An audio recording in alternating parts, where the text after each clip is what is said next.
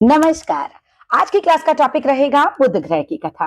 अब पिछले कुछ वीडियोस में हमने सूर्य ग्रह की कथा पढ़ी, हमने मंगल ग्रह की कथा पढ़ी, हमने चंद्रमा की कथा पढ़ी। आज हम पढ़ेंगे बुध ग्रह की कथा। तो जो विद्यार्थी ज्योतिष की वैदिक शिक्षा ले रहे हैं उनके लिए बहुत इंपॉर्टेंट वीडियो है, बिकॉज यहाँ से देखिए एमसीक्यू क्वेश्चंस भी आते हैं और पूरा पूरा क्वेश्चन भी आपके लिए बड़ा बन के आ सकता है कि वो बुध ग्रह की कथा लिखिए। तो चलिए प्रारंभ करते हैं। चंद्रमा की कथा में चंद्रमा की उच्छलंगता की चर्चा के दौरान देवगुरु बृहस्पति की पत्नी तारा के बारे में बताया गया था।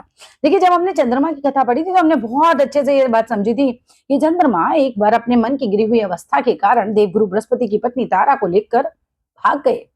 जी हाँ, चंद्रमा देवगुरु बृहस्पति की पत्नी तारा को लेकर भाग गए और अब जब तारा के साथ वो रहे तो समझिए कि उनके एक हुआ पुत्र, और वही है ये बुध ग्रह। ठीक है। अथर्ववेद के अनुसार बुध की माता का नाम तारा और पिता का नाम चंद्रमा है। एमसीक्यू क्वेश्चन में पूछा जा सकता है किस वेद के अनुसार चंद्रमा और तारा जो है वो बुध के माता पिता हैं। किस वेद के अनुसार? अथर्ववेद के अनुसार। तो अथर्ववेद के अनुसार बुध की माता का नाम तारा और पिता का नाम चंद्रमा है। ब्रह्मा जी ने इनका नाम इनकी बुद्धि की गंभीरता को देखते हुए रखा। क्या रखा? बुध रखा। तो ब्रह्मा जी ने देखा कि बालक की बुद्धि बहुत गंभीर है, बुद्धि बहुत अच्छी थी इस बालक की। ठीक है। तो बुद्धि की गंभीरता को देखते हुए ब्रह्मा जी ने इस बच्चे को क्या नाम दिया? बुध। प्रश्न अगेन यहां से पूछा जा सकता है, भाई किसने बुध को बुध नाम दिया? किसने बुध ग्रह का नाम बुध रखा? किसने रखा? ब्रह्मा जी ने। ठीक है, आगे चलते हैं। ब्रह्मा जी ने इनका नाम इनकी बुद्धि की गंभीरता को देखते हुए ही बुध रखा। श्रीमद् भागवत के अनुसार ये सभी शास्त्रों में पारंगत तथा चंद्रमा के समान ही कांतिमान है। तो ये जो बालक हुआ इनका, मतलब किस किस का बालक है ये? चंद्रमा का, और उनका जो जिनके साथ वो भागे थे देवगुरु बृहस्पति की पत्नी तारा, उनके जो पुत्र हैं चंद्रमा, ये बुध, ये सभी शास्त्रों में पारंगत है और चंद्रमा के समान ही कांतिमान है। अब चंद्रमा के पुत्र हैं तो उनकी कांति चंद्रमा के समान। मातस्य पुराण के अनुसार इनको सर्वाधिक योग्य देखकर ही, मातस्य पुराण के अनुसार इनको सर्वाधिक योग्य देखकर ही ब्रह्मा जी ने इन्हें भूतल का स्वामी तथा ग्रह बना दिया। अब ब्रह्मा जी क्या देखते हैं, मतलब कि ये जो है सर्वाधिक योग्य है। अब ये बात कहाँ लिखी गई है? ये लिखी गई है मत्स्य पुराण में। क्या बात लिखी गई है मत्स्य पुराण में? कि मत्स्य पुराण के अनुसार इनको सर्वाधिक योग्य देखकर ये सबसे योग्य है ना। तो ब्रह्मा जी ने क्या किया, इनको समस्त भूतल का, यानी कि पृथ्वी का तल, पृथ्वी का तल, भूतल मतलब पृथ्वी का तल, उसका स्वामी बना दिया तथा ग्रह बना दिया। आगे देखिए, इन्हें सर्वाधिक योग्य क्यों ना कहा जाए, मतलब ऐसा कोई रीजन नहीं है हमारे पास कि हम इन्हें सबसे ज्यादा योग्य ना कहें। देवगुरु और चंद्रमा का जिसे संबल मिले, यानी देवगुरु की पत्नी तो थी तारा, ये बाद में इन्हीं के पास पले थे, देवगुरु बृहस्पति के पास, ये वापस चले जाएंगे अभी देवगुरु के पास। ठीक है। तो हम कह रहे हैं देवगुरु और चंद्रमा, चंद्रमा पिता है इनके, तो जिसे इन दोनों का संबल मिले वह तो योग्य होगा ही। चंद्रमा और गुरु किसी भी कुंडली में परस्पर केंद्र में आकर गज केसरी योग बनाते हैं। अब यहाँ पर ज्योतिष के विद्यार्थियों के लिए बहुत ही इंपॉर्टेंट चीज क्या, कि चंद्रमा और गुरु अगर किसी कुंडली में 1 4 7 10 भावों में हो, केंद्र में हो, आपस में संबंध बना रहे हो केंद्र का, चंद्रमा और गुरु किसी भी कुंडली में परस्पर केंद्र में आकर गज केसरी योग बनाते हैं, यानी कि 1 4 7 10 का इनमें संबंध होगा तो गज केसरी योग बनेगा, जो शत्रुंजय होता है। शत्रुंजय मतलब शत्रु पर विजय प्राप्त करने वाला, शत्रुओं पर जीतने वाला। तो जिसकी कुंडली में योग है उसके शत्रु उसके आगे टिक नहीं पाएंगे। इन दोनों के वरद हस्त के कारण, इन दोनों के वरद हस्त के कारण यानी आशीर्वाद के कारण, वरद हस्त होता है आशीर्वाद। बुध की प्रतिभा का क्या कहना है, यानी बुध की प्रतिभा तो बहुत निखर गई। बुध का रथ तो श्वेत है। इंपॉर्टेंट एमसीक्यू क्वेश्चन, बुध का जो रथ है वो कौन से रंग का है? श्वेत। बुध का जो रथ है वो श्वेत है, पर उसमें विभिन्न रंगों के 10 घोड़े जुते हैं। बुध का रथ कौन से कलर का है? सफेद रंग का, श्वेत कलर का। कितने घोड़े उसमें जुते हुए हैं? 10 घोड़े उसमें जुते हुए हैं, और वायु के समान वेगवान है, यानी वायु के समान उसकी स्पीड बहुत तेज है। बुध कांतिमान है। अब चंद्रमा के पुत्र हैं तो कांतिमान तो होंगे ही। बुध कांतिमान है चंद्रमा के समान। जब चंद्रमा तारा का अपहरण कर ले गए थे तब उन्होंने राक्षसों के आचार्य शुक्राचार्य के यहाँ शरण ली थी। इंपॉर्टेंट पॉइंट, जब चंद्रमा तारा को लेकर भागे तो कहीं तो शरण लेंगे ना, कहाँ शरण ली? तब उन्होंने राक्षसों के आचार्य शुक्राचार्य के यहाँ शरण ली थी। तभी बुध को गर्भ में सुरक्षा मिली, नहीं तो उनको मार देते, क्या कुछ भी हो सकता था। तो कह रही हैं कि भाई देखो, जब वो इनको लेके भागे तो इनको सुरक्षा किसने दी? राक्षसों के आचार्य शुक्राचार्य ने। और हम कह रहे हैं तभी इनके गर्भ की सुरक्षा हुई। इसलिए समझना मुश्किल नहीं है कि बुध चंद्रमा को शत्रु और शुक्र को मित्र तथा गुरु को सम समझते हैं। कि यहाँ पे ये बहुत इंपॉर्टेंट पॉइंट है। बुध चंद्रमा को शत्रु क्यों समझते हैं? देखो, ऐसे तो चंद्रमा उनके पिता हैं, लेकिन शत्रु क्यों समझते हैं? देखिए कि एक पत्नी थी गुरु जी की, है ना, गुरु बृहस्पति की। पत्नी तारा को लेकर भागे।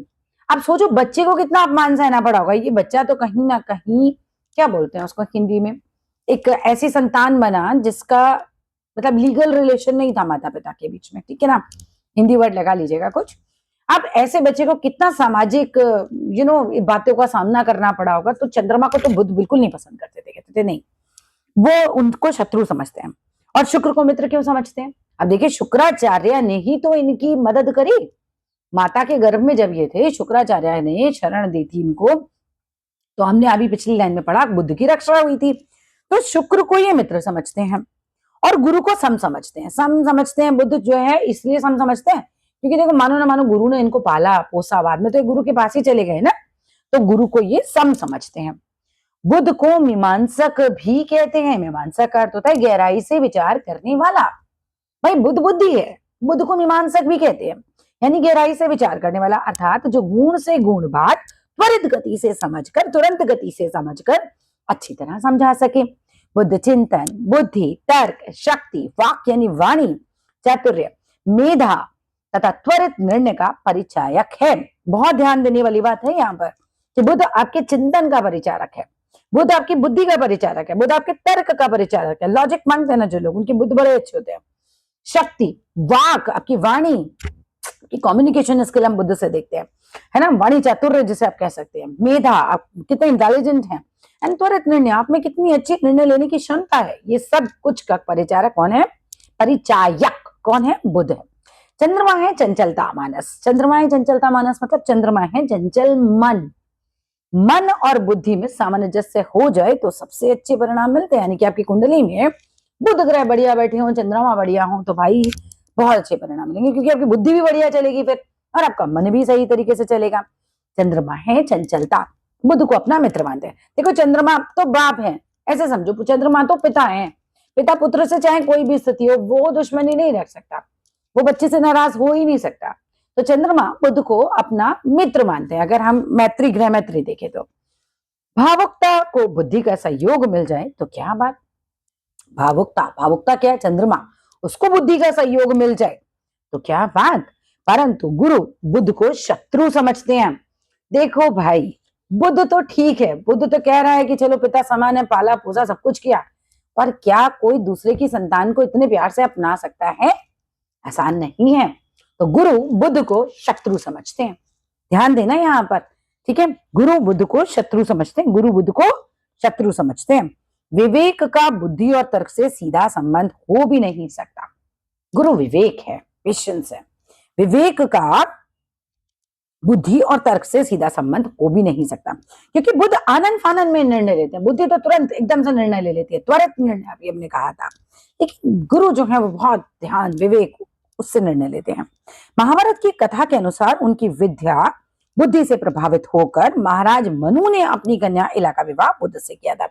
यहाँ से एक और एमसीक्यू आ सकता है कि ये बताइए कि बुध की पत्नी का नाम क्या था? इला। इला किसकी पुत्री थी? महाराज मनु की पुत्री थी। महाराज मनु ने ही तो इला से बुध का विवाह करवा दिया था। क्यों? बुध की बुद्धि से प्रभावित होकर। बुध के पिता कौन? चंद्रमा। माता कौन? तारा। तारा कौन? गुरुदेव, गुरु बृहस्पति की पत्नी, ठीक है। इसके परिणाम स्वरूप महाराज पूर्वा की उत्पत्ति हुई। तो बुध के पुत्र कौन हुए? पूर्वा, है ना। बुध के पुत्र कौन हुए? पूर्वा। इस प्रकार चंद्रवंश का विस्तार हुआ, यानी चंद्रमा के वंश का विस्तार हुआ। चंद्रमा के पुत्र हुए बुध, बुध के पुत्र हुए पूर्वा। इस प्रकार चंद्रवंश का विस्तार हुआ। बुध को नपुंसक ग्रह भी कहा जाता है।